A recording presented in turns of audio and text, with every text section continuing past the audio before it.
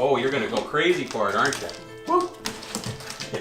Well, when I was young, my parents, they didn't know the dangers of tobacco back in the 70s and 80s. And there was times when I would have to crawl to my room, at least put the display on anyway, because there was clouds in the living room and I didn't want to be a part of that when I was a kid.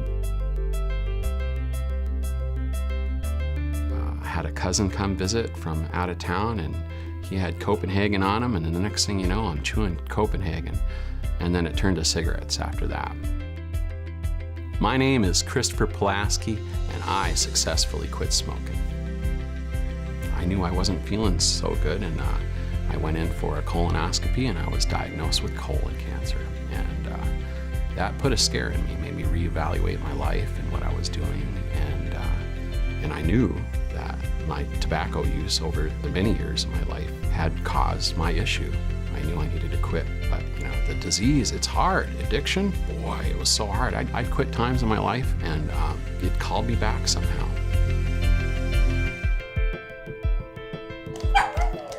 You're waiting on the carrot, aren't you? I had a resection surgery where they took the cancer out of my colon and put me back together. I was real lucky. I got put back together good. I knew that I was going to be in the hospital for at least 6 days and they weren't going to let me out for a smoke break. And if I could get through those days, I could get through that nicotine fit, and that worked. And that's one thing I'm glad that I'm never gonna have again, that nicotine fit. Even if you get the little desire every now and then when something happens, that can go away in a couple of seconds.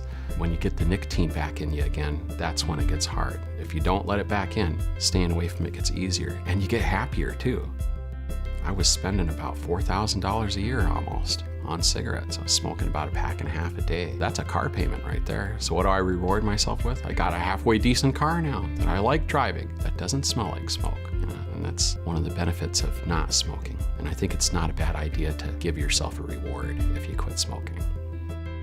No matter how hard that it seems to quit that smoking, because it does, I know, it's hard.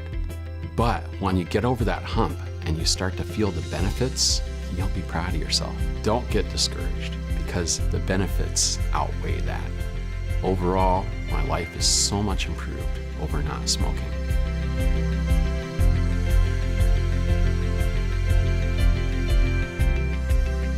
And I see my life getting better without it.